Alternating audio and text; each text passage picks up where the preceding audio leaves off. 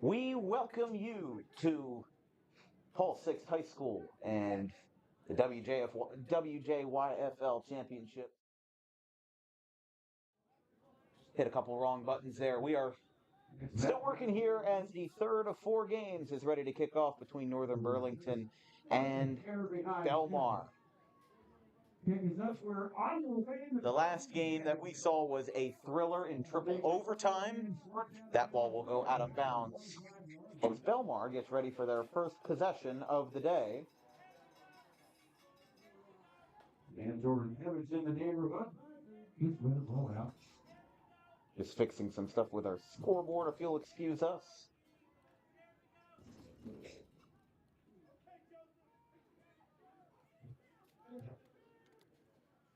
That one goes out of bounds.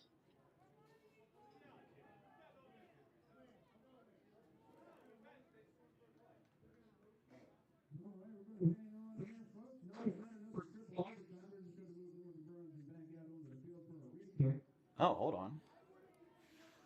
Well, remember, when there's a kicking out of bounds penalty, you've got two options. You can either go back 5 yards and re-kick, or the drive can start from the 40. So they decided to go with the latter there.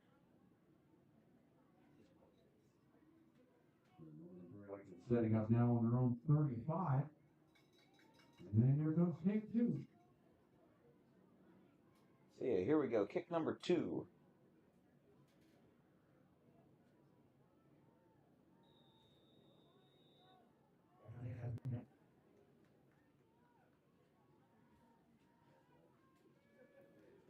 Now, the second attempt is batted by a Belmar player, number 2, Santor.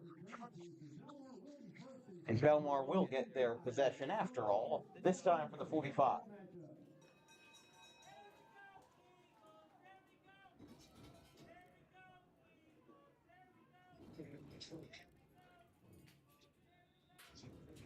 So already a rocking grandstand for the undefeated Belmar Purple Eagles. You know, we talk a lot about how a program can be incredible at all levels. And that is exactly what we're seeing from Belmar this year. Combined across all 4 divisions, these guys are 29-5. The rush to number 1 is going to find some space. He's got open field. That's the difference on the age brackets, ladies and gentlemen. Touchdowns like that. Belmar on the first play of the game returns it for a touchdown from 55 yards away. And it's 6-0 Belmar.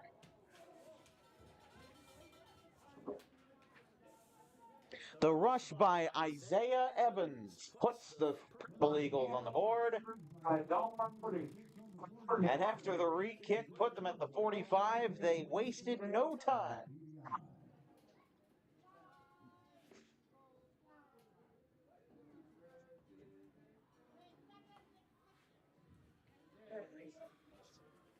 Only 15 seconds into this game, and we've already got a score.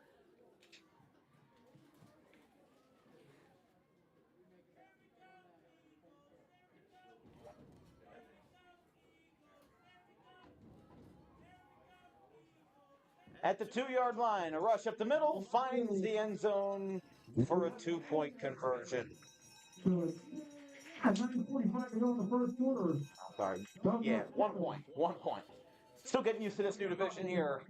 NBC 0, Belmar 7. We'll be right back.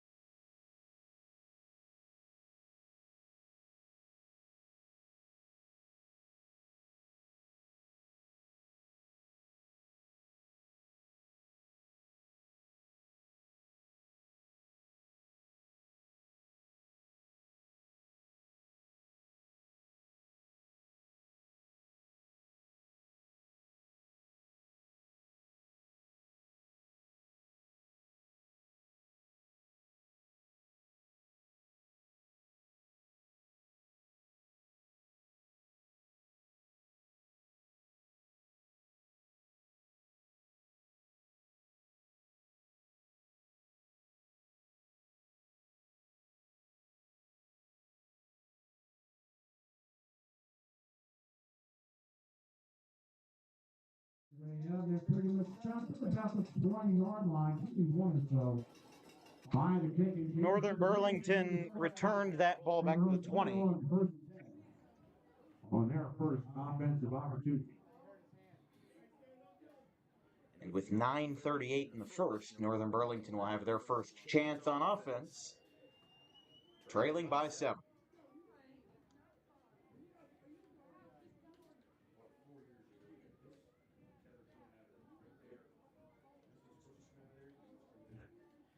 So Northern Burlington coming into this game as the 2 seed. Like we said, the last 2 games of this afternoon are all 1 versus 2 games. Belmar, the 2 seed in the 160-pound division, and Hopewell Valley being the 1 seed in that final game of today's action as a rush out to the left side. Getting dropped for a loss.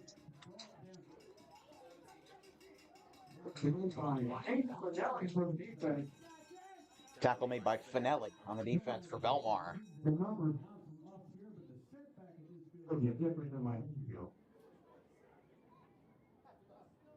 Wait a minute, sir. Nice job. So a quick 7-0 lead for Belmar on the first play as a 55-yard rush by number 1, Isaiah Evans, finds the end zone.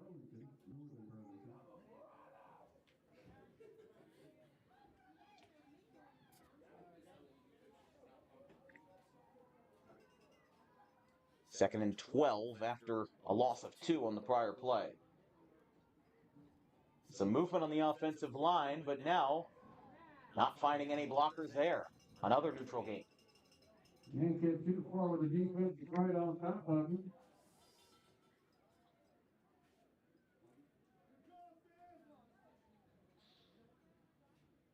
Power out there? Yes.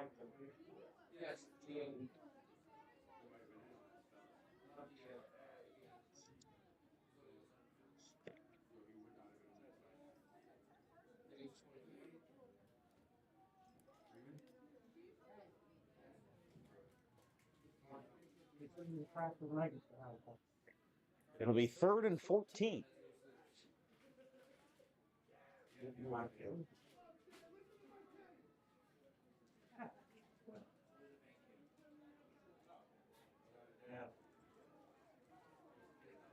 As Northern Burlington already packed up, and it's only been 2.5 minutes into this game. Dropping back. QB looking to throw.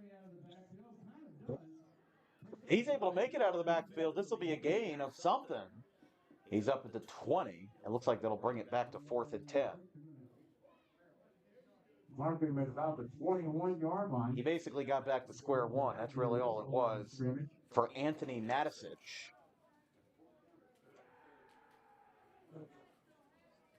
Then they are going to go with the punt option as that.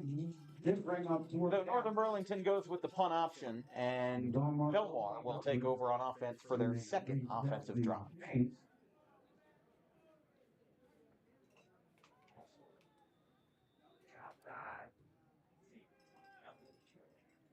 Clock stops at 7:01.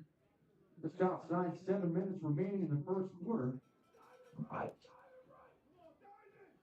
Belmar, of course, won the 90-pound championship. They are the 4th team in 5 years to make 3 or more appearances in the same championship round. Like we said, they play in the next game in the 160-pound division. As here comes the handoff to Evans. Over to the right side, to the left side, rather. As the drive started from the 41, they get maybe 2 yards out of it.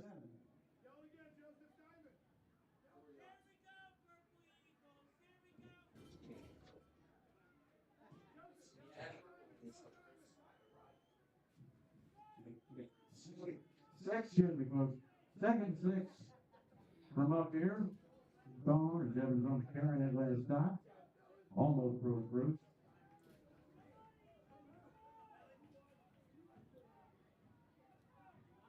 Second and 6 from the 37, sending a man in the backfield. In the backfield. Here comes a rush up to the right side, and a late flag comes in on the rush by Jaden Evans. Let's see what the penalty's about, as this came at the tail end of the play as it was whittling down. This is going to be a hold. Belmar. This is going to be an offensive hold. Bring maybe. Yes, they're outside to the 40. Up to the 46-yard line. And Belmar on an offensive hold. Seemed like they had a good play and a good drive, but now they've got their backs up against the wall here on 2nd and 14. First down markers at the 31. Again, sending a man in motion. Santor, the quarterback, pitches back to the right for Isaiah Evans.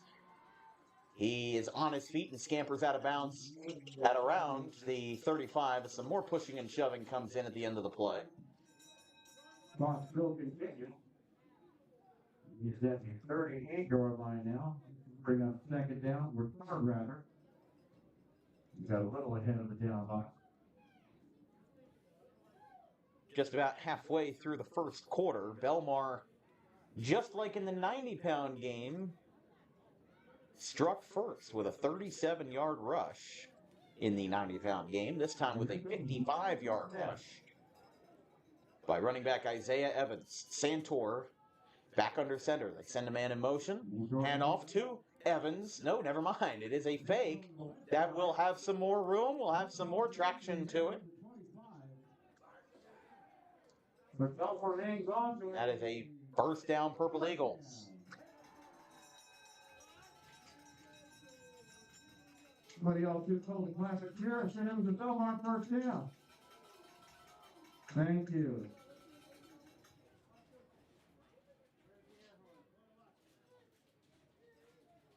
About the 27-yard line. So Belmar up early. Belmar.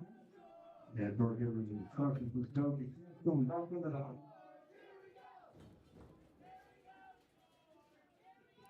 They're calling out for a fellow named George. Up at the 27-yard line, Belmar gets a new set of downs as a direct snap to Evans out of the Wildcat.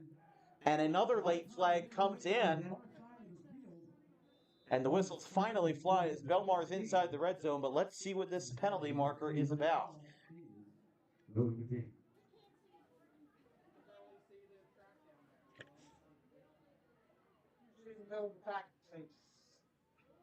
it's against that.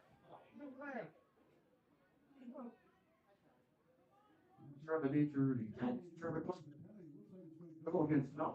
It is a Belmar penalty.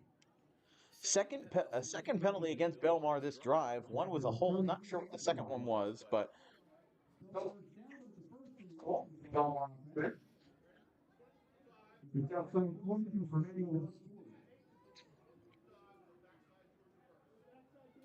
an exciting start to this game as Northern Burlington definitely kind of had a very early wake-up call, with the first offensive snap being a 55-yard rush to the house to get the blood pumping early. Here in the third of 4 games of this WJYFL championship weekend. Here comes a hand. No, it's going to be a direct snap that falls at the 30. First down markers all the way up at the 16. Actually, at the 16-yard line. So Belmar certainly has a long way to go. Remember, you cannot utilize the punt option from inside the 30.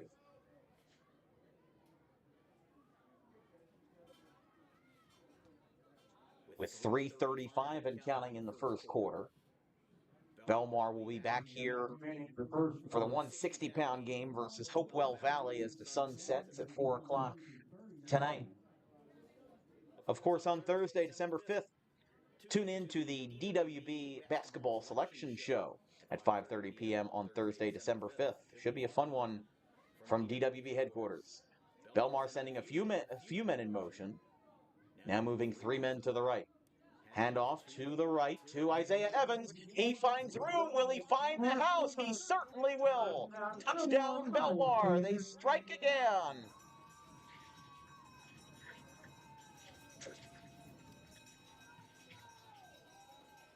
Purple Eagles score a second time, and it makes it 13-0 in favor of the Eagles. They are the first team today to score double digits. Sounds crazy to say, but They are the first.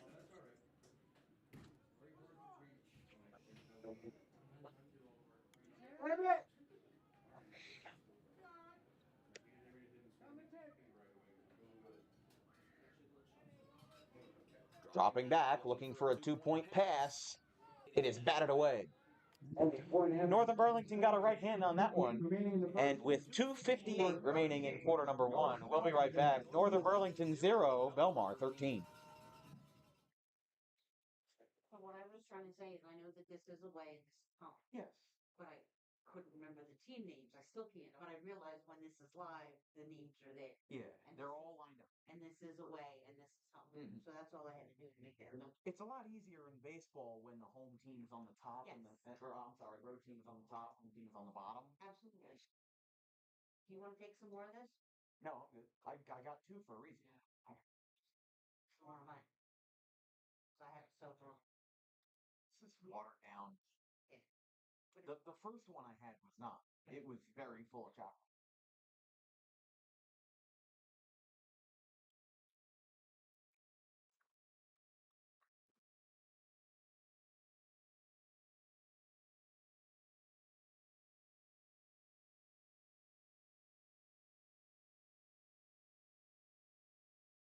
Now the command break, can I get break available? No, you have to manually hit main screen. Okay. All right, go ahead. Purple Eagles up by 2 scores, going for the onside. He didn't make it 10 yards. He only made it about 7 yards up to the 47. But either way, Northern Burlington can bring their offense back out. First and 10, Belmar 47. So NBC will now be at the 47, so they just spot it where the ball landed.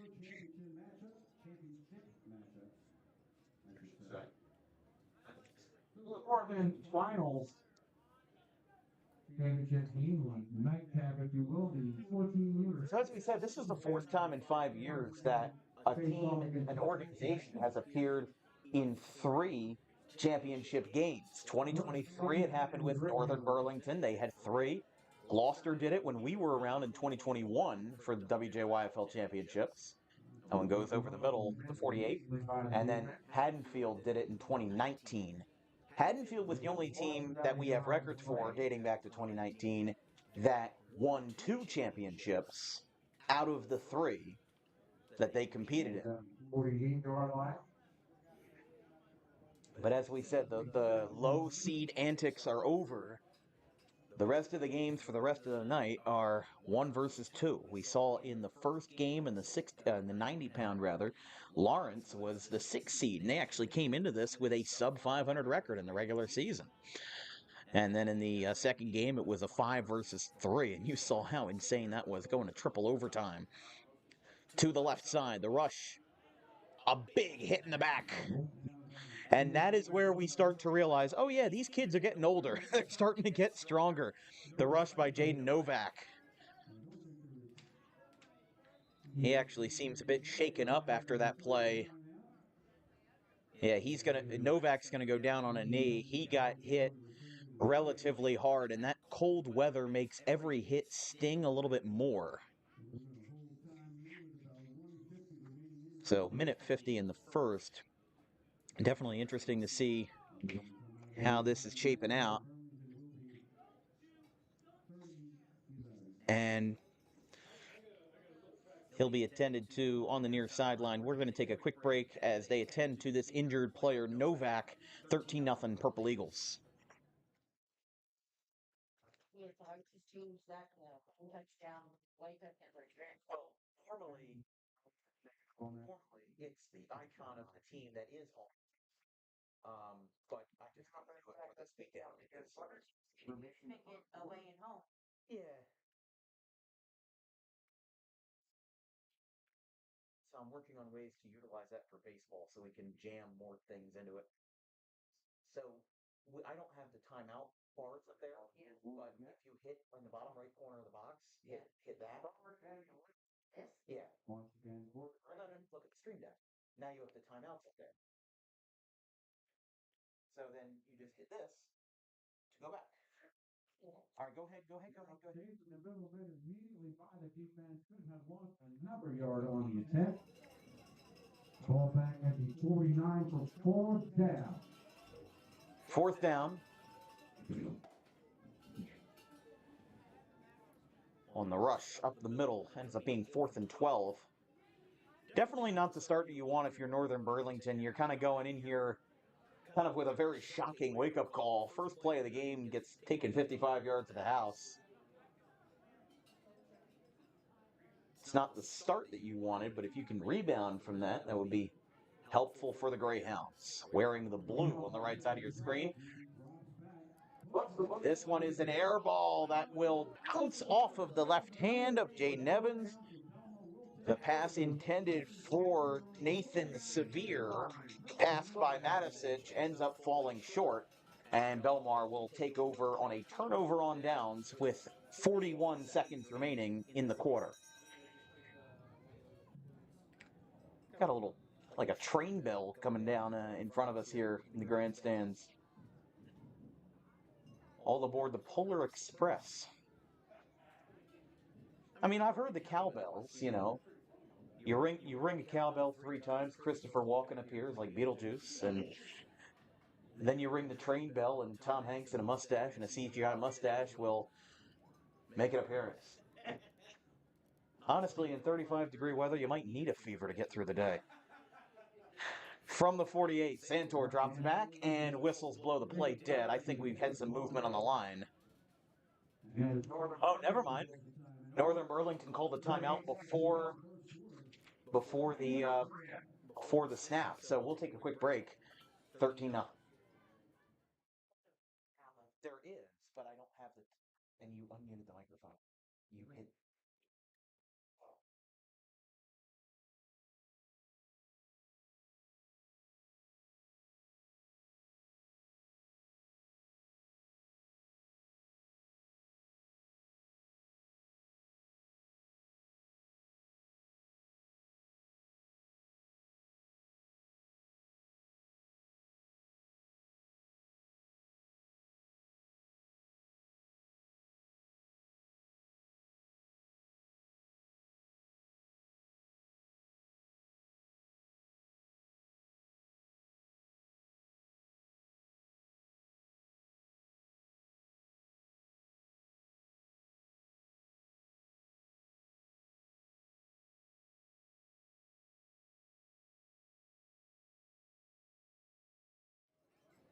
At the tail end of the first quarter, Belmar up by 2 scores over Northern Burlington.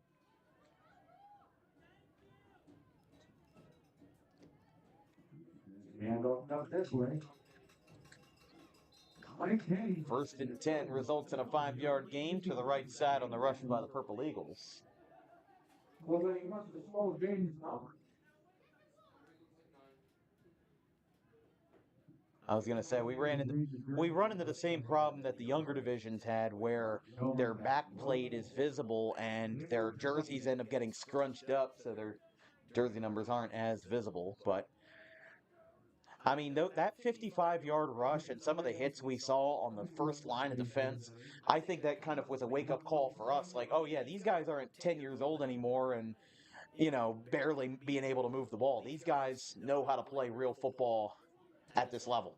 Santor fakes the handoff, and that was a mistake because he's going to be dropped way back at the 45. Tackle made by number 98, 67, Colton Bobola.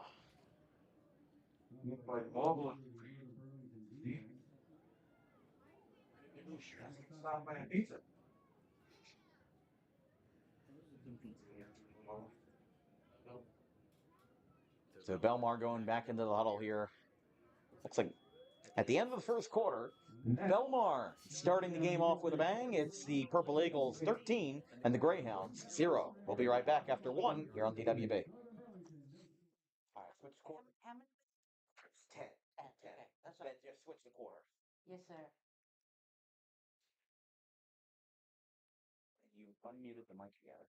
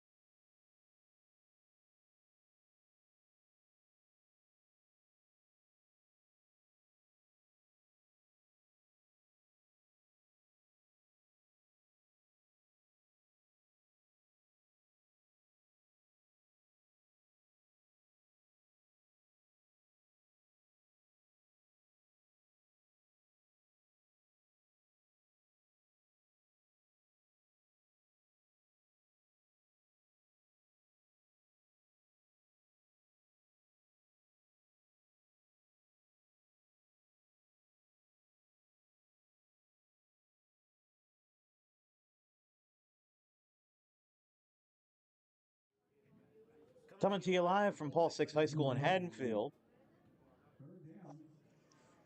It is 3rd down and 10. Santor, with a host of backs, picks up a 1st down and then some, diving forward. I think the ball came out. Evans had the ball. The ball came out. Whistles are flying as they try to decipher this situation.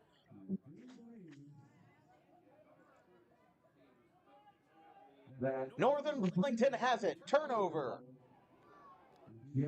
A big break for the Greyhounds is down by 2 scores. You did not want to slip into that gap any further.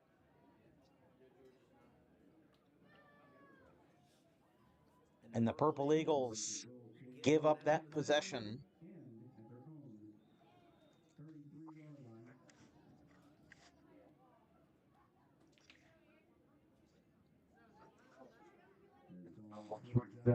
Defense on the line.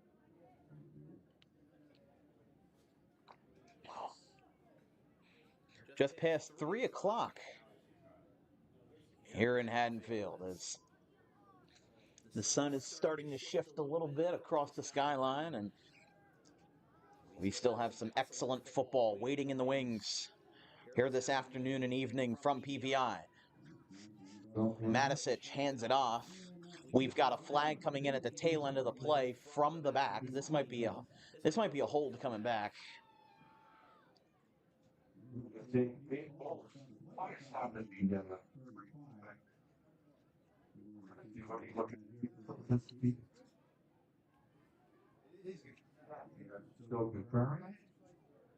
And it is indeed an offensive hold. Oh, I'm sorry.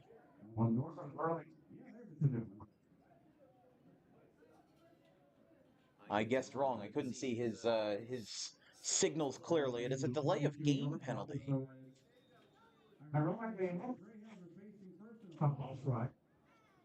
No, there's no way it's a delay of game penalty because they're back at 1st and 20.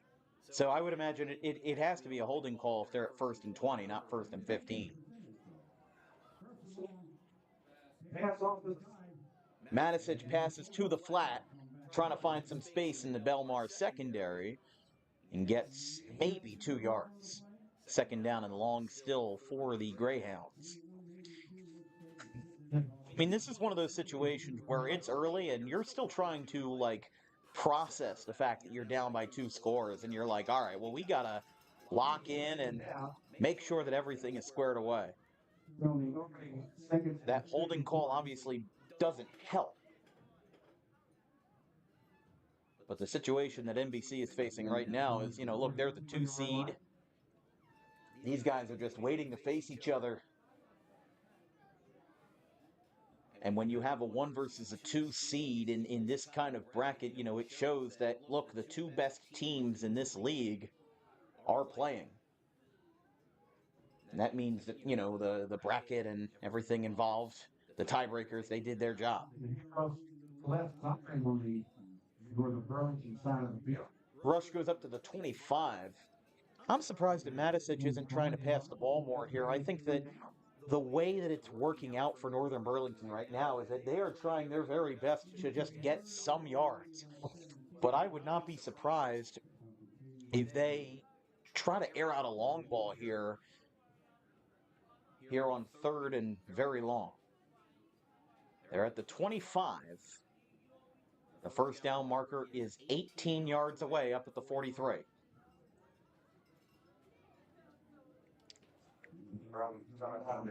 So NBC looking to get some traction in the 2nd quarter. They trail by 13. Belmar's 2nd PAT failed. And Matisic indeed rolling out of the pocket, dumps a pass off to the left side. It is caught, and he is up to the 37. Let's bring it back inside. Pass completed to number 4, Henry Belenchik.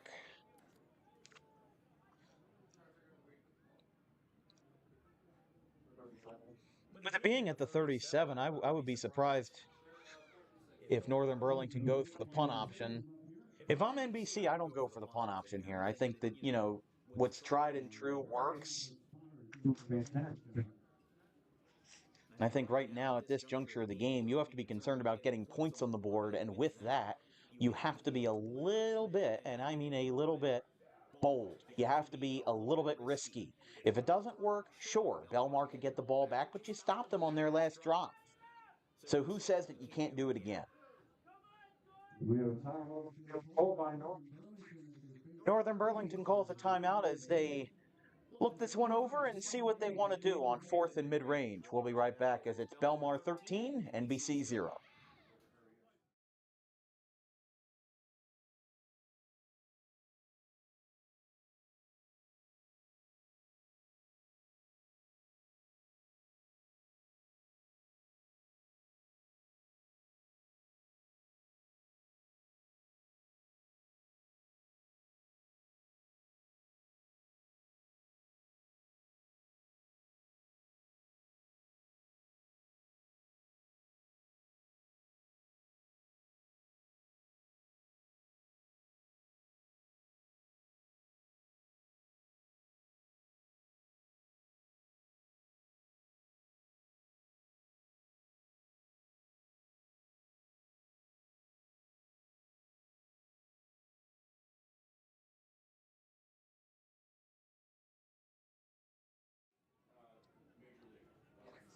Fourth and 6. They do decide to keep the offense on the field. Matisic with a strong offensive line. It's incomplete.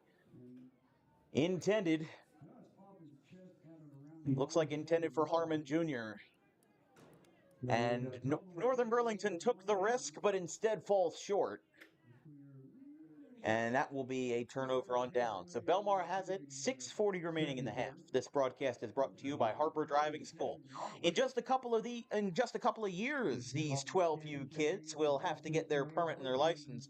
No better place to do it in South Jersey than Harper Driving School. Over 90% of students who take their Harper New Jersey State driving test with Harper Driving School pass on the first attempt. If you like those odds, you can book an appointment today at Suite E of the Total Turf Complex in Pittman, right off of Lambs Road.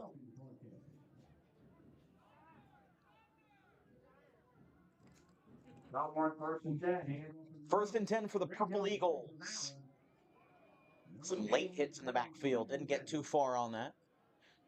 And it might have been neutral game.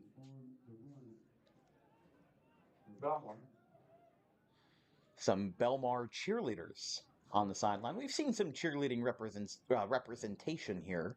I know when I worked youth football, I worked for the Oakland Cougars for 3 years, and the football program and the cheerleading, it was like two separate things with two separate agendas, but they all worked on the same thing. They all worked towards the same agenda. Handoff on 2nd and 10. Again, staying through the middle, getting about a yard. Should be 3rd and 9 now.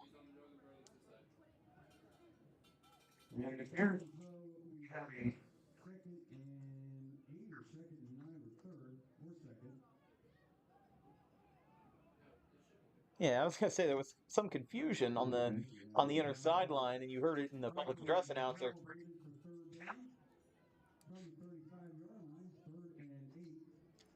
It's 3rd and 8 from the 35. Right now, if you're Northern Burlington, yes, you didn't get the offensive drive that you wanted in that last possession. You turned the ball over, but I think right now the defense is looking pretty good. Here's a catch to the right side. He's up to the 23. That'll be a Belmar first down. They convert on 3rd and 8, and a big break for the Purple Eagles as they look to break this game even further open. It all the way down the 3-yard line.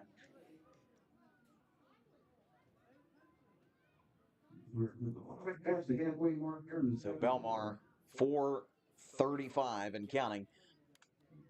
As the quarterback, Roman Santor, goes out for the Purple Eagles.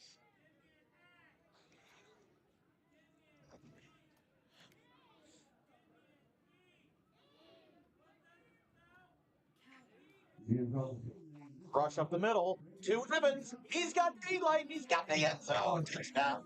Belmar. Evans. The second man named Evans to score. He's got the third touchdown of this half.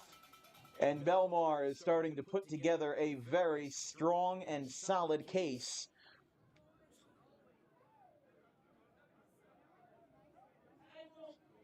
The Purple Eagles now lead 19-0. Their PAT attempt last time failed. The first one was successful, hence the score being 19.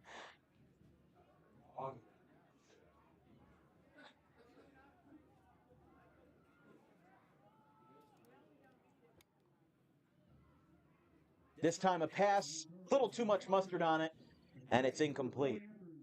So Belmar 1 for 3 on PATs, but that's the least of their worries. They lead by 19 here with 4:12 left in the second. We'll be right back on DWB.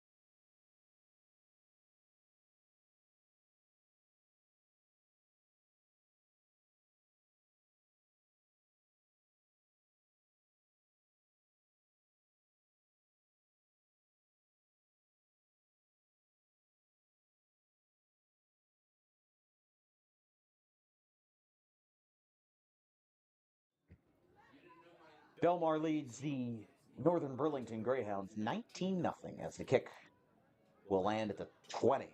The 23. This is returned by Novak. Gets this one up to the 37, and that's where NBC will start their drive. The 37-yard line as the kick. I believe that was by Vincent Freeman. This broadcast is brought to you by Garden State Pet Center. Keep your pet happy and healthy today with the most organic food products available in South Jersey. Along with toys, cages, accessories, and much, much more. Visit 7 days a week at 226 South White Horse Pike in Audubon.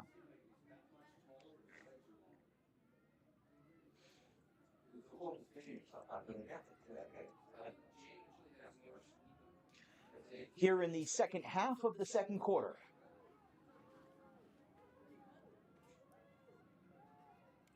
Matisich drops back. He will pass from outside of the pocket. It is caught, hugging the NBC sideline. By the way, I wanted to give a special thanks to all of our viewers today as we have gained over 50 subscribers from the time this game started. We came in at around 2550. We have reached the 2600 mark. So it is an incredible honor to be here at the WJYFL Championships. It is always appreciated.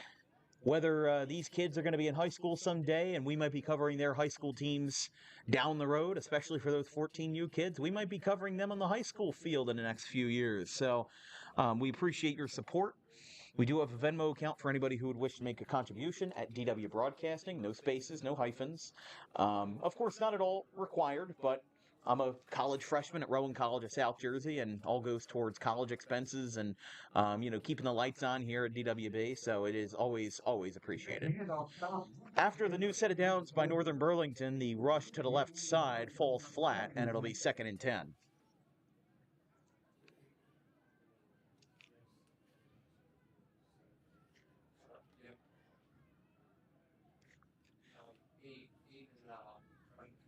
The number one favorite social media influencer, although he's on the wrong side of the field. River Jackson is in the house. Very proud, Roach. Like half an hour ago. You better not be on one. 2:20 and counting in the second quarter. Belmar is up by the biggest lead anybody has possessed all day. Whether it's the 90-pound or the 115-pound, hey, I'll take, for how good the first two games were, first one being 7-0, second one going to triple overtime, it was kind of due for somewhat of a one-sided affair.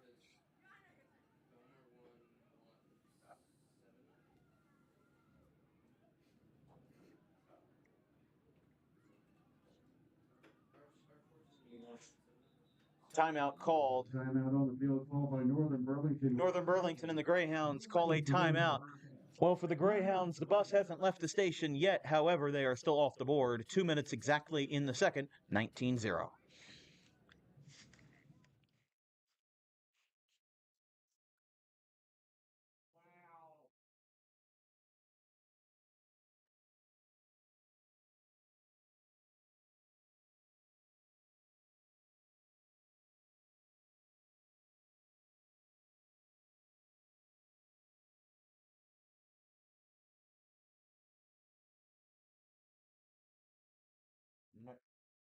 That's what it is.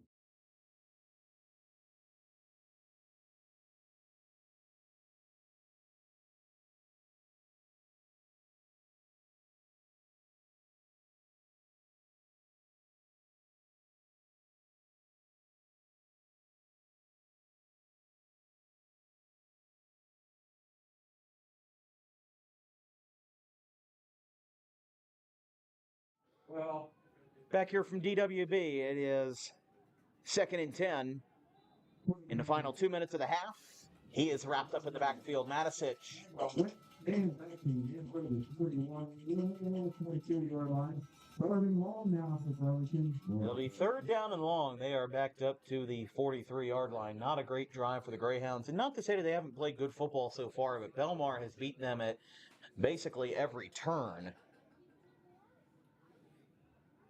And this makes for a precarious situation for the Greyhounds. You've got 90 seconds before the half. And you will get the ball to start the second half. But that is more of a pertinent issue when you're down by 1 possession. When you're down by 3 possessions, you kind of have to reevaluate your game plan. Instead of having 40 minutes to score 19 points, you now have 20 minutes to do so. And you've got to prevent them from getting anything else on the board in that 20-minute time span. Snap is high, but Matisic recovers. Here comes a pass to the right side. It is too much. And it goes to KJ Naylor as it's incomplete. And it'll bring up 4th down and 15 from the 45. If you're an NB, I don't know if you take the punt option here just out of a sake of principle, but at the same time, you're going to get the ball back to start the second half. They will decide to go for the punt option. So with the clock running at 43 seconds left, we'll see when they stop it.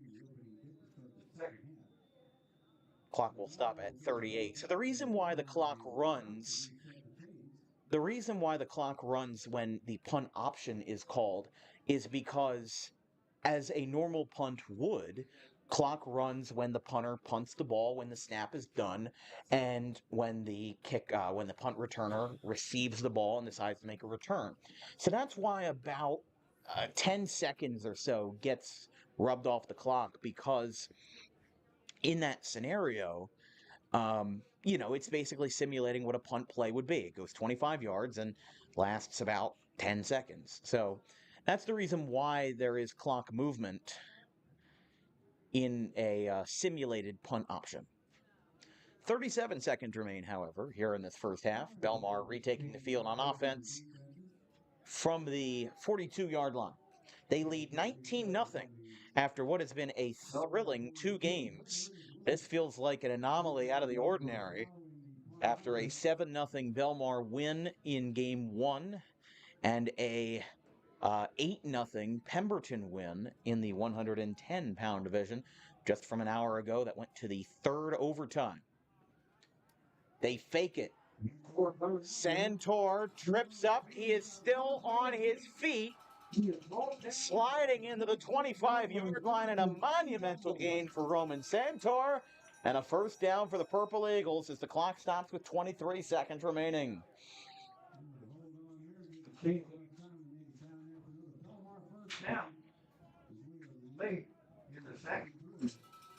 We are at the tail end of the half.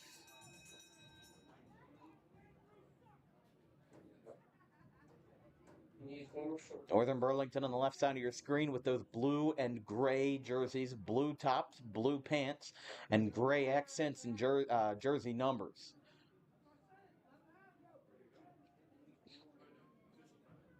Ah, we have an official timeout. Okay. I was going to say, Belmar broke from the huddle like they were going to take the offensive line. And then all four referees are going to meet with this one. We'll stay on the air. 23 seconds remain.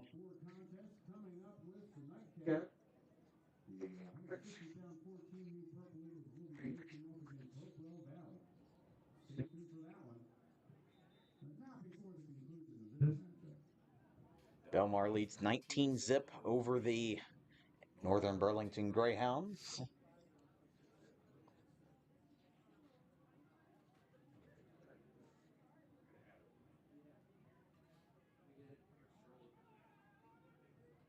.23 seconds left. Santor drops back out of the shotgun, immediately in trouble, but he makes the catch to Evans, who breaks free.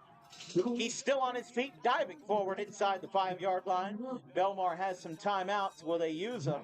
Clock stops at 11 seconds.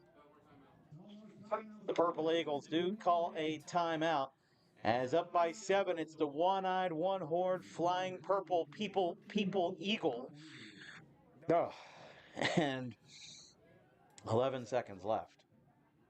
We'll be right back after this as the Purple Eagles lead the Greyhounds 19-zip.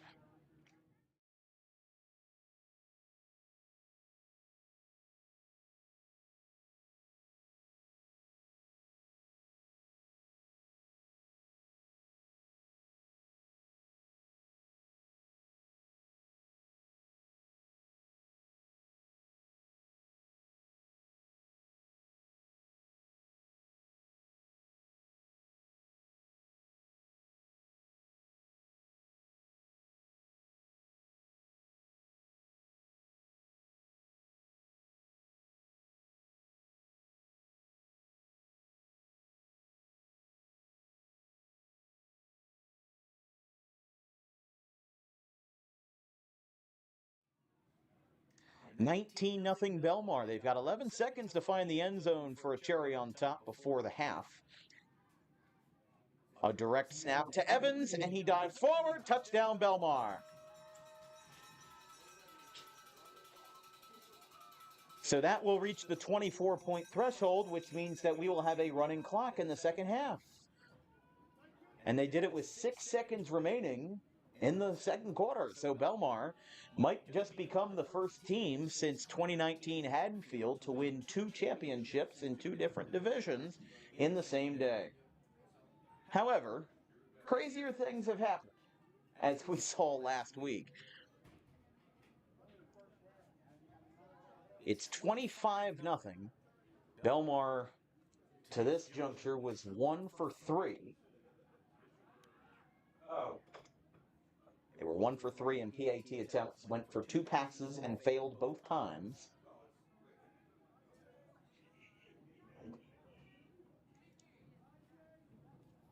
Santor tries to break the point after in on his own, is unsuccessful, so it's 6. Santor with a handoff for the PAT is unsuccessful. It's one of those situations where, yeah, they're 1 for 4 on PATs, but who cares? They're up big.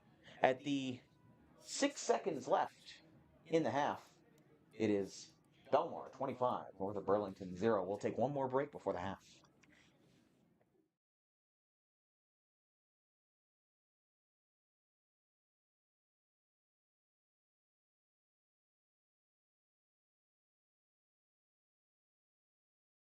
Doubleheader reached first on an error in the first at-bat of Game 2.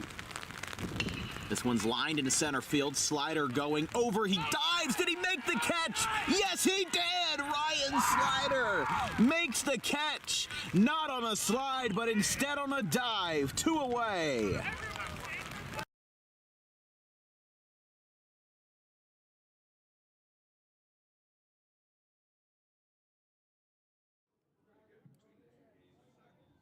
Here at Paul 6, getting ready to kick this one away, number 24, Vincent Freeman. As with 6 seconds left, they'll have time for a short return. It's picked up by Northern Burlington to the left side, finding some room, a block. As the clock hits 0, he gets up to the 40. The return went to Brady Newborn, and it'll go to the 40. So that won't be enough. At the end of the half, It's all Belmar. The Purple Eagles are looking to be the first team in 5 years to win 2 championships in 2 divisions. It's the Purple Eagles 25, the Greyhounds 0 at the break. We'll be back in just a few moments.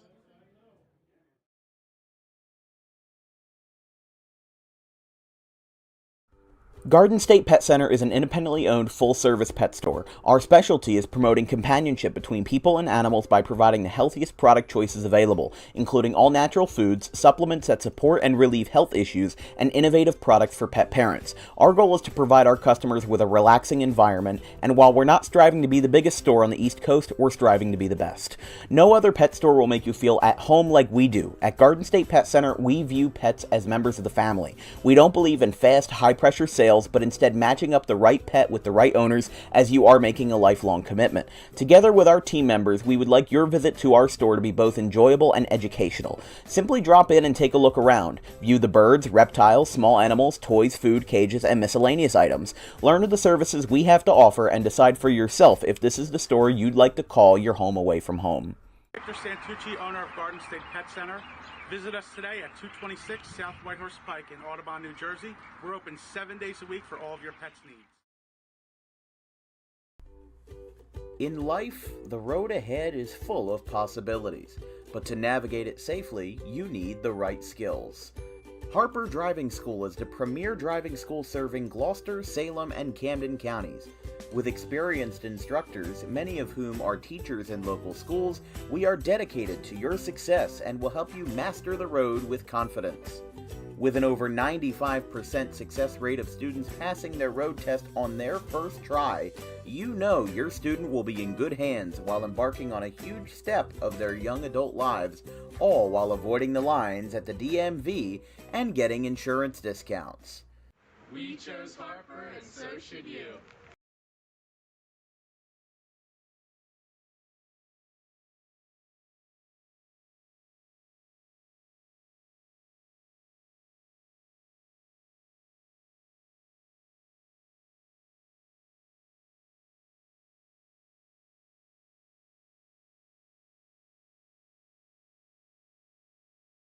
Two minutes remaining.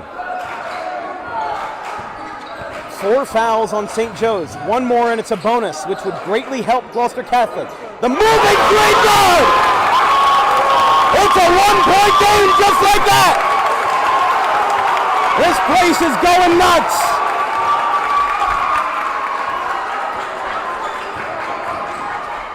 And now a drive to the basket by Spross. He lays it up and lays it in! St. Joe's has 2 timeouts remaining. Gloucester Catholic still has 3. Here we go. Mascaro pulls up. He goes for 3! 6 points! Jack Mascaro has tied the game with 90 seconds remaining. How will the Wildcats respond with a miss of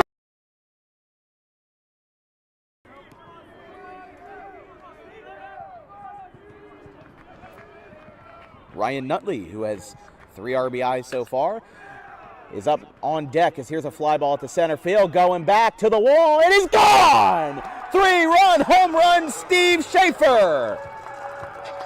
He rockets one out, and it's 9-2.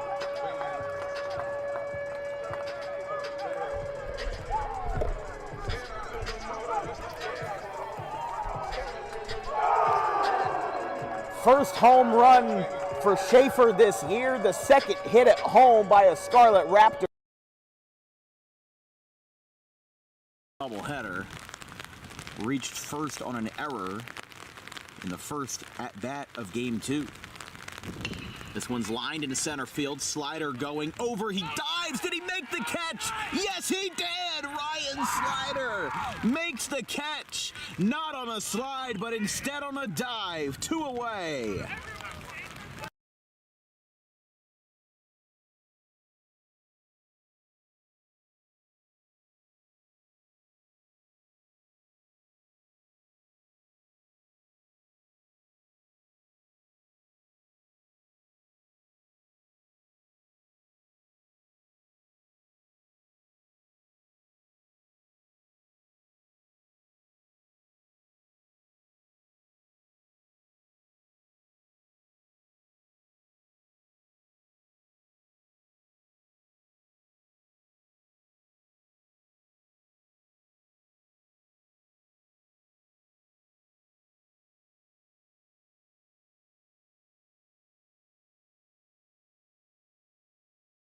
Donning the number 34 and the shortstop for this one.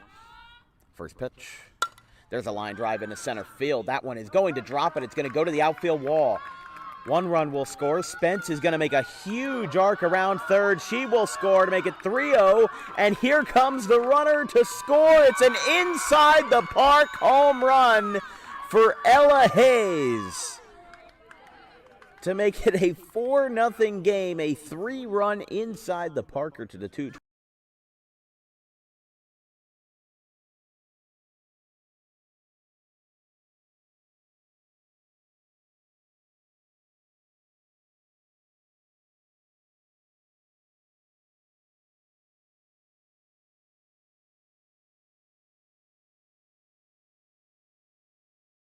Donning the number 34 and the shortstop for this one. First. It will be inbounded by Pat Monahan. Oh, the ball gets away. Who's going to have it? GCIT will hang on to the possession. It goes to Stanwood. Stanwood inside. They'll get the shot off. It's good! Unbelievable! Boston calls the timeout, but will they get it? Unbelievable! Unbelievable! A double contest shot from Hellman! Wow. Ryan James wanted the timeout, but did they get it in time?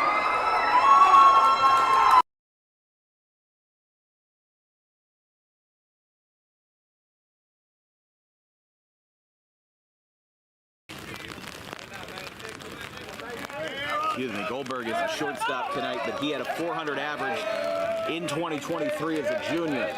A homer in each of his sophomore and junior campaigns, 331 career mark and a 430 career slugging percentage. And speaking of home runs, there's a fly ball to left, and it's gone! Devin Goldberg answers on opening day with a first pitch rocket to left, and it's 1-0 Bridgewater. We were just talking about the long ball, and he stomps on the plate, mobbed at home, and Goldberg, the leadoff man, with a swing of gold. It's 1-0.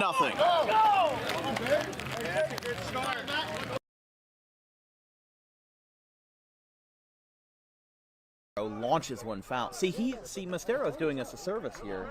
Or excuse me, D'Alessandro. D'Alessandro is doing us a service here. He's letting us have this conversation by having a long at-bat. But a lot of people are still caught up in the D1 or bust mentality. Listen to this crowd. Listen to this crowd. We'll talk about that later. 2 balls, 2 strikes, 1 out. Clapping it up here for the Roadrunners. 2-2. Here's a fly ball out towards center field. This one's going back, and this one is gone! 3-run homer! D'Alessandro! And it's a 1-run game at the crack of the bat. 5-4. 3-run shot to center field. Trailing towards the right center, and the cleanup man does exactly what the position orders. Cleaning up. And he does it incredibly well with a 5-4 game. He battles for 11 pitches and makes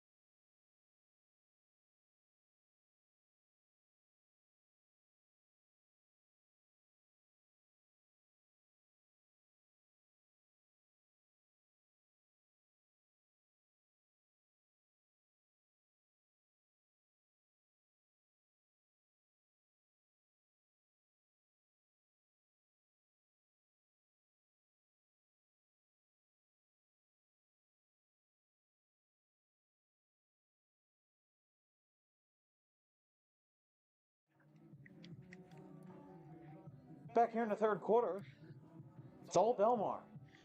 And they will, once the referees aren't on the field yet. A, somebody's got to shut off the music, and B, the referees aren't on the field. Although, as long as Bone Thugs and Harmony is playing, I can never complain, but...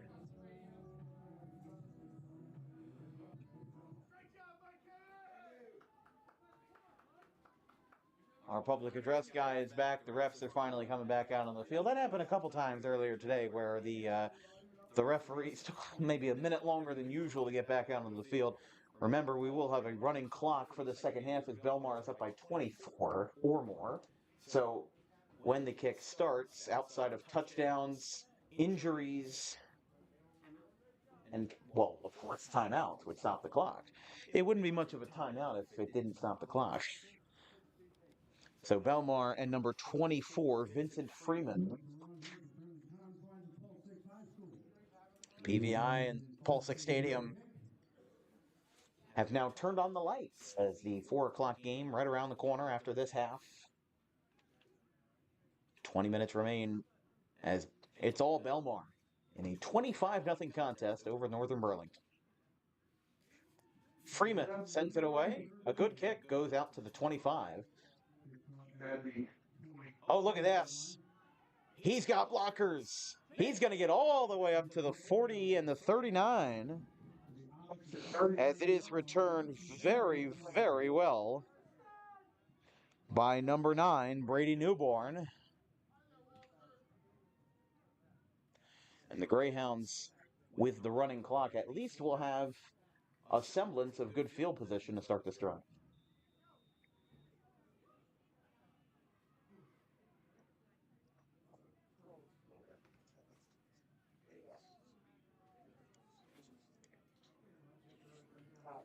Wash my hands. Oh yeah. You know, how else could this?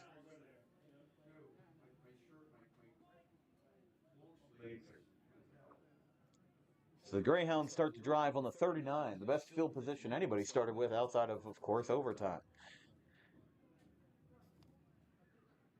Rush to the left side by B. Taken down hard by Freeman, the place kicker, as Novak on the carry.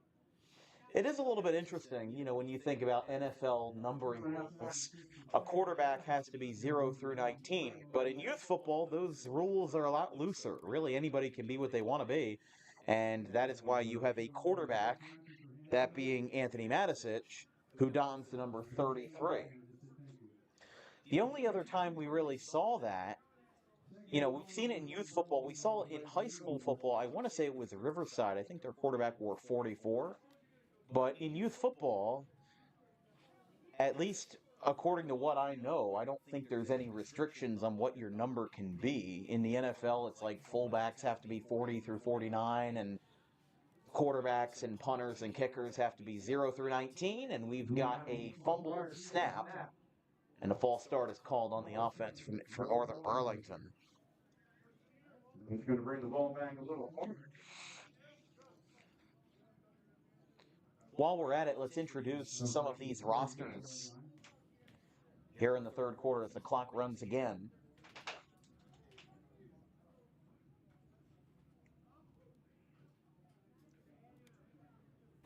False start brings them back to 2nd and long from the 48.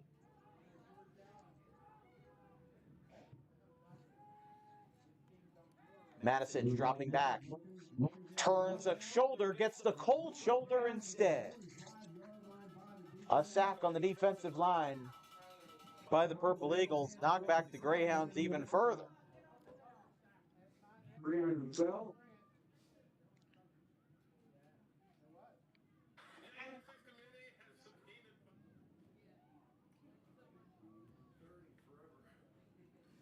This is, let's see, 10, 20. This is 3rd and 26.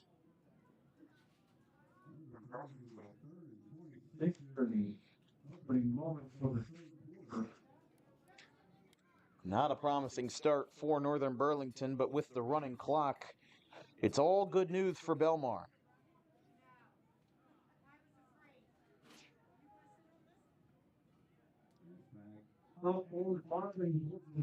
Matisich fires a pass.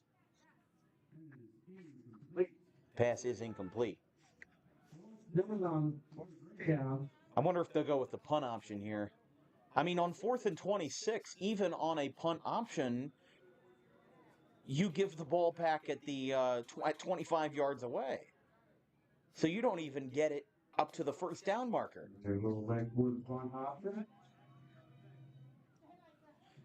Northern Burlington will go with the punt option, and Belmar will take over. So for the first time today, we finally have music, but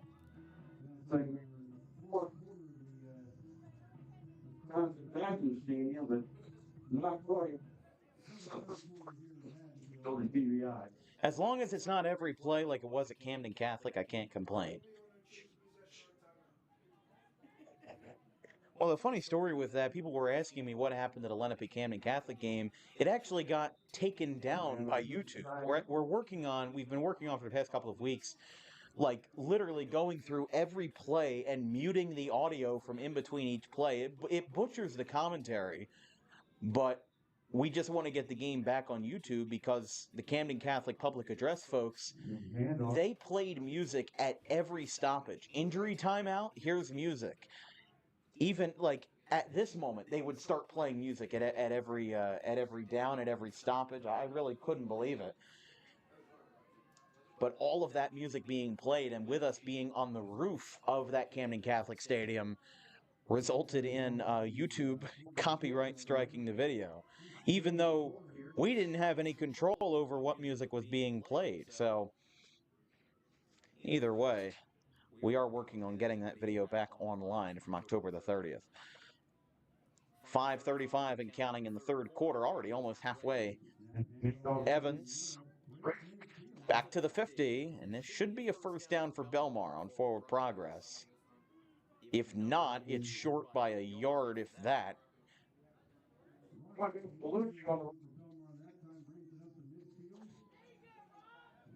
Hold on here. It is a Belmar first down.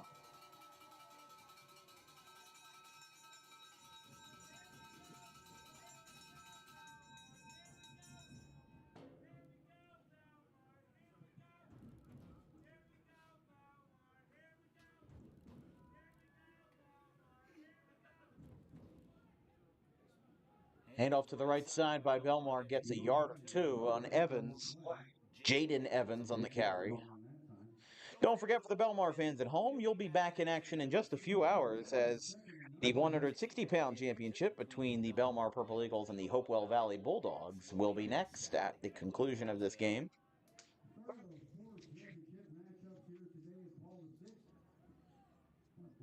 Final nightcap, if you will. 160-pound Purple Eagles and Hopewell Valley. So again, big thanks to Russ, the commissioner of WJYFL, and their entire crew for having us out here this Saturday. Evans barrels his head forward and now gets snuffed out behind the line of scrimmage. I think it'll be neutral gain after forward progress. And they're actually going to call this a gain of a yard. 3rd and 7. So they're going to put this at the 47 near the right hash.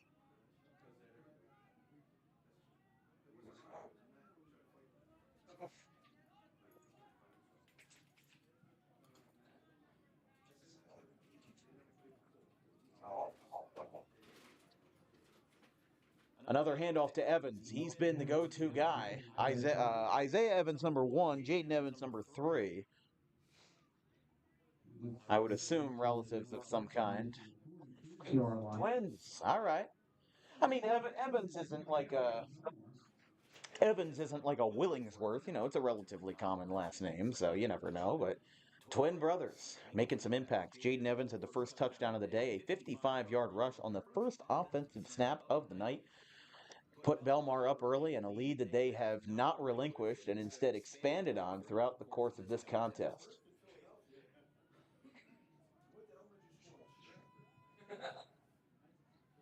Fourth and short for the Purple Eagles. They line up. And another handoff to Evans. He will get the first down and then some second effort up to the 32. 32-yard line. Belmar.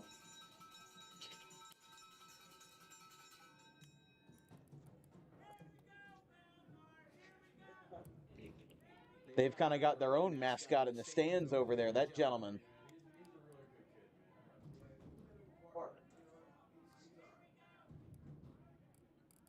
Concerns me that these grandstands are shaking at the stomping of the feet. I don't care about the grandstand. I care about the booth where Yeah. It's a bit oddly built, but Belmar making some personnel changes. Coming out, Joseph Sognis and Jake Hoban coming in. Santor hands off. Actually, it looks like he took that himself on the fake. While we're at it at the tail end of the third quarter, let's introduce both of these rosters. Starting out with the Northern Burlington Greyhounds on the visiting side, KJ Naylor, Dominic White, Amir Abu Issa, Jonathan Martinez Galindo, Henry Balankik, Berkeley Harmon Jr., Mason Doyle, Miguel DeJesus, Brody Newborn, Jaden Novak, Nathan Severe, Joseph Horner, Zymir Williams, Noah Ernest, Quinn Stryker, Derek Jackson, Tate Winiarski, Logan Boyle, Brixton Fortin, Anthony Matisich, the quarterback, Cole Medeiros, David McLennan, Mason White, Hayden Ridgway, and hold that thought there as he will get wrestled in the backfield. Finally, whistles fly. On the tackle by number 67, Colton Bobola. He'll be followed up by Mason White, Hayden Ridgway, Mason Stobie, the aforementioned Colton Bobola. As it looks like with 30 seconds left, they'll run it out to the tail end of the third quarter. We'll keep running those roster names. We'll introduce everybody. Nixon Julian, Maxwell Paulak, Connor Bryan, Sawyer Jones, Gabriel Minuti, and Jace Mayhew. Head coach Sam Abuisa, and then assisted by Keith Naylor, John Stobie, John Doyle, Sean Jones, AJ Zarilli, and Chris Jones. We run it to the end of the third quarter. It is all Belmar. They do not score during the running portion of the third. We go to the final frame of the 125-pound championship, 25-0 in favor of the Purple Eagles.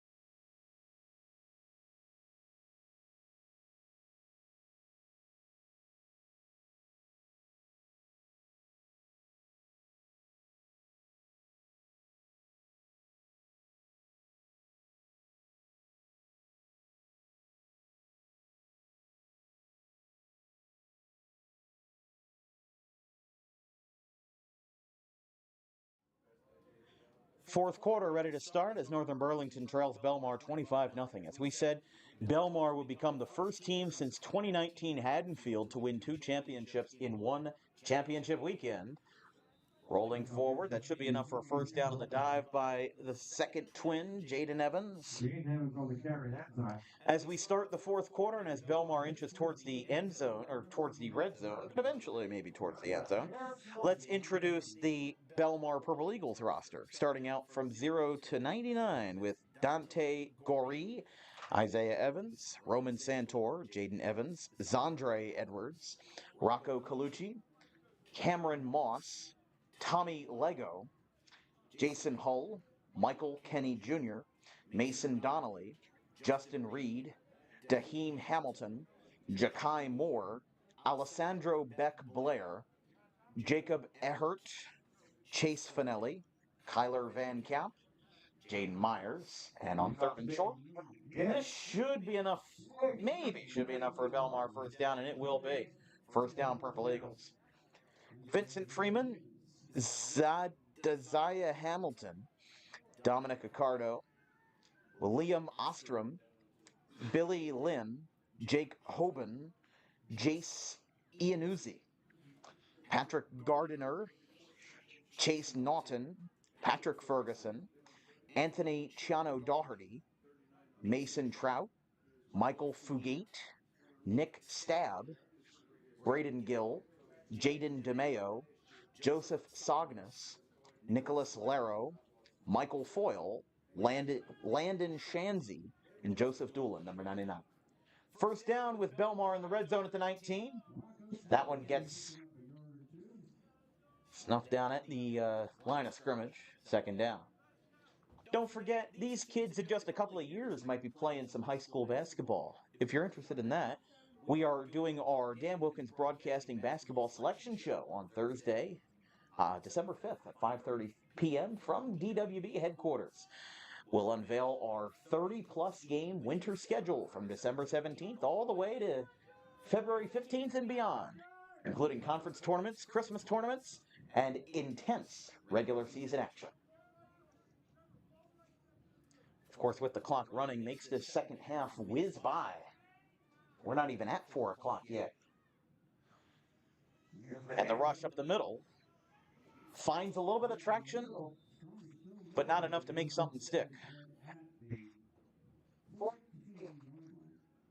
They are up at the 14 now.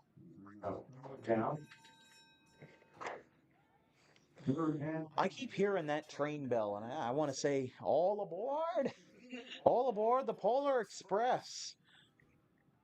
Like we said earlier tonight, today is getting to a absolutely just, what's the word? Face-melting 38 degrees. Apply your sunblock, folks. Third and mid-range. 3rd and 5 from the 14. Hand off to Evans. He's through, and he's got the touchdown. Evans scores yet another touchdown, and Belmar will go back to the line after 6.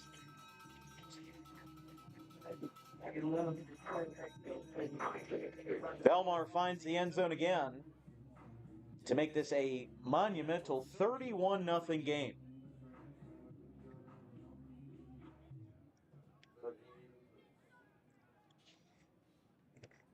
They'll make some personnel changes. Belmar 1 for 4. They're 1 for 4 on PATs today, but if you're a Belmar coach, if you're asked after the game about a PAT, I don't think you care. You're up by 31. Vincent Freeman with a very slow PAT attempt. It is good. So the kick is good. 6:36 remaining. That kick is worth 2. The kick is worth 2. And that makes it Belmar 33, Northern Burlington 0. We'll be right back. 6:36 in the 4th.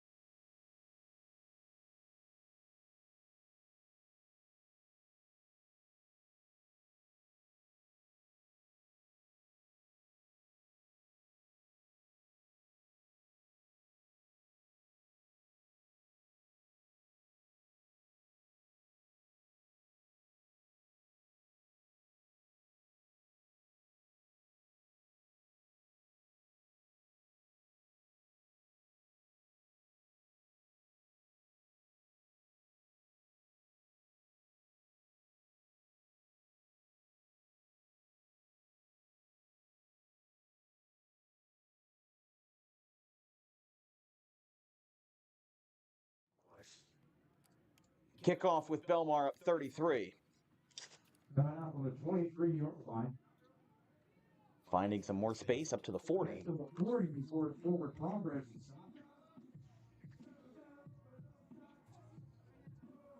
Clock will now run after that kickoff the kickoff return by number 9, Brody Newborn. Just joining us, it's been all Belmar. They just added another touchdown rush of the short variety by Jaden Evans.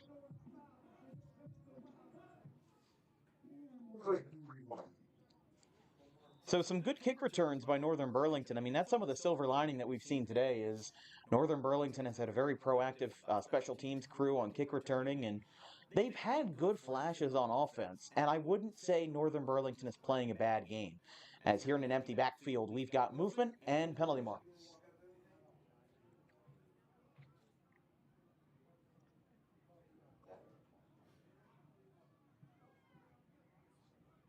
I see you from text line going there.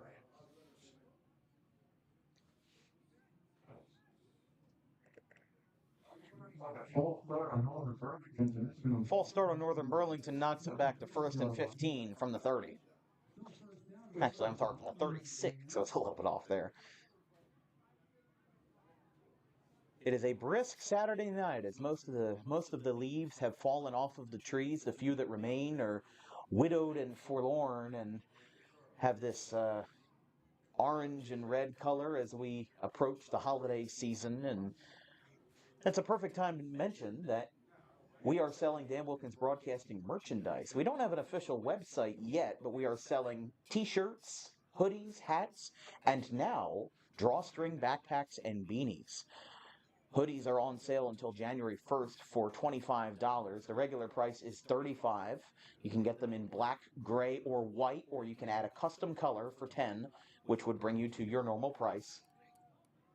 As Matisich passes to the flat, doesn't get too far on that. But since we don't have a website yet, if you'd like to order DWB merchandise, like we said, t-shirts, hats, hoodies, drawstring backpacks, beanies, send us an order form at thedanwilkinsshow@gmail.com. Let us know the sizes of what you need, and we will send you information on how you can get that order to you. It makes a great gift for the holiday season if you like supporting South Jersey athletics and you've got a kid or a younger sibling in your life. Maybe they play some high school athletics. Well, why not treat them with some DWB merchandise? Once we do get a website, though, we will also start promoting that. 3:35 and counting in regulation. It feels like it's flown by, and so has this drive. Matisich gets wrapped up in the backfield by number 9, that being Michael Kenny Jr. Backfield defense.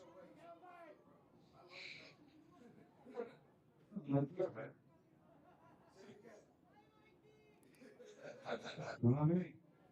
Somebody else called it. Not me. It's not my fault. Oh, you know what? Number 9 is on the sideline down there, so he got a little bit of false credit. There's somebody in on that tackle. Might have been number 8, Jason Hull.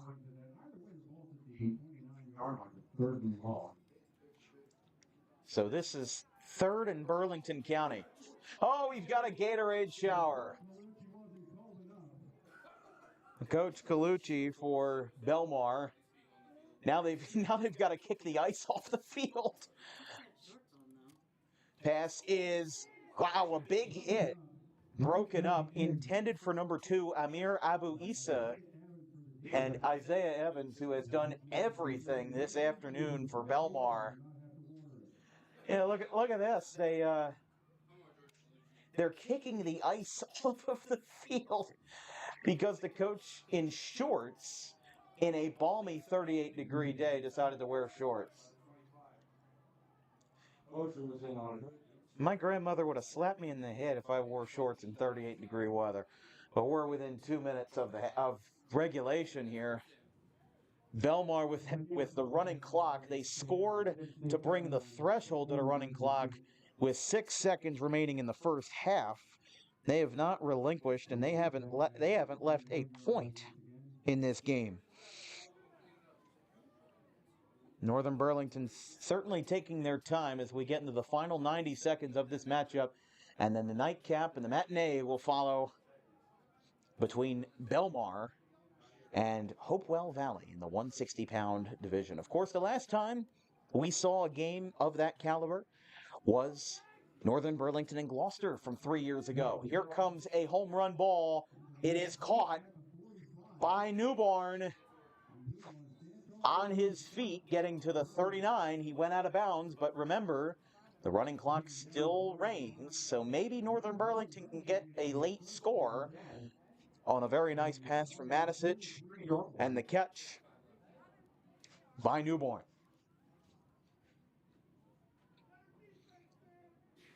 They go back into the huddle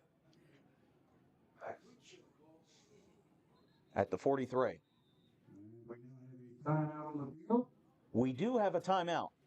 Northern Burlington calls their first timeout of the half. Clock stops with 42 seconds remaining. We will take a quick break as we're at the tail end of this one in the third game of 4 from the WJYFL Championships. It is Belmar 33, Greyhounds 0.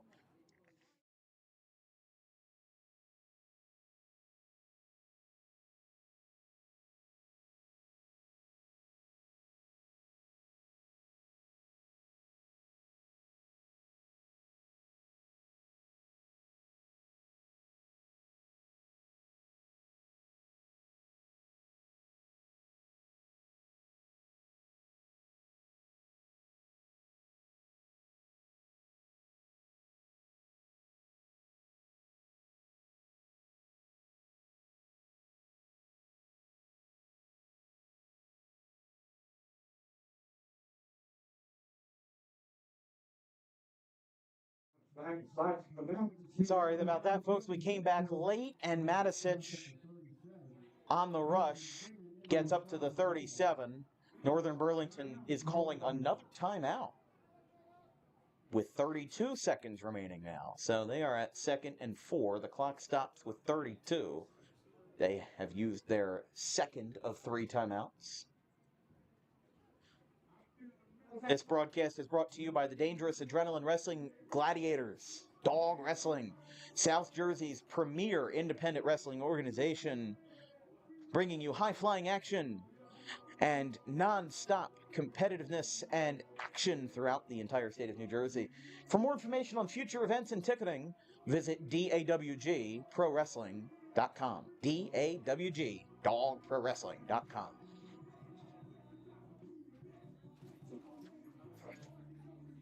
Some music playing throughout the stadium at Paul Sick Stadium as the trophy is 32 seconds from being hoisted. The commissioner's going over to pick it up now at the 15, far away from any Gatorade showers on the head coach, far away from any contact. As it's been all Belmar. 33-0. Pass to the left side is caught. They option it back. How about this? What a volley, what a rally. It goes to the left hash, and Northern Burlington calls their last timeout with 22 seconds remaining. They trail the Purple Eagles 33-0. We'll be right back after this.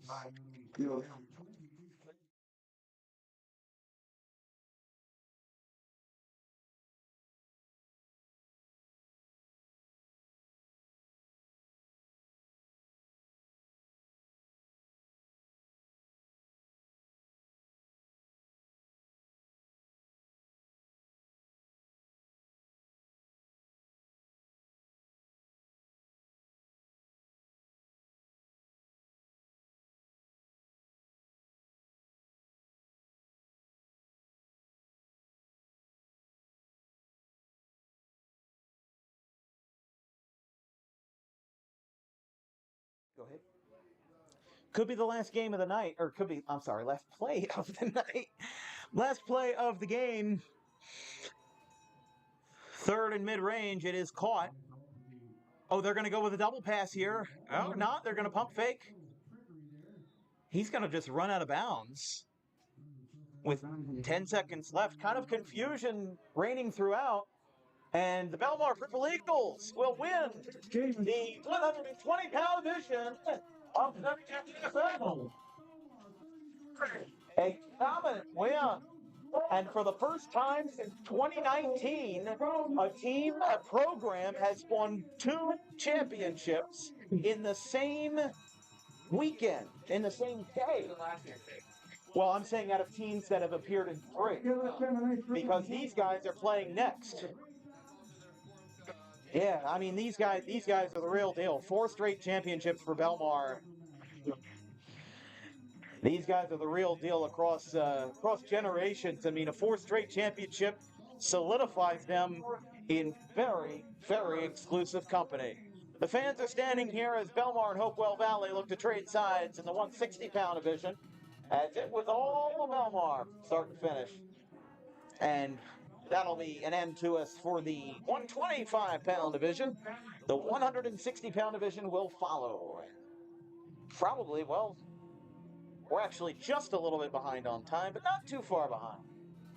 Here from the Falls Lakes High School, from our entire crew, we'll see you guys in just a little bit with the Hopewell Valley Bulldogs and the Belmar Purple Eagles here on GWB.